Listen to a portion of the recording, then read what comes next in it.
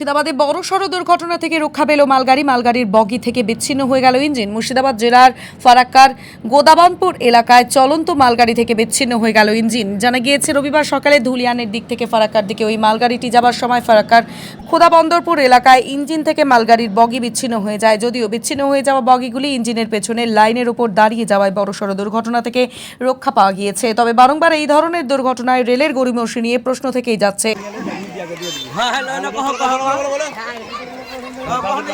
এই রেল লাইনে একটা গাড়ি আমাদের এই সাকোপাড়া হল্টের দিকে যাচ্ছিল ধুলিয়ান স্টেশন থেকে।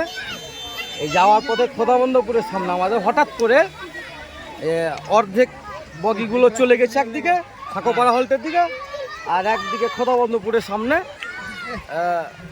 এই ট্রেনের মোটামুটি 10-15টা বগি দাঁড়িয়ে গেছে, মানে কানেকশন ছিন্ন হয়ে গেছে, আলাদা আলাদা ভাগ হয়ে গেছে।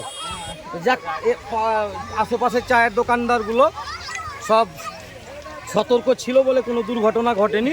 একটা বড় কিছু হয়তো ঘটলেও ঘটতে পারত। আল্লাহ যা করেছেন ভালো করেছেন।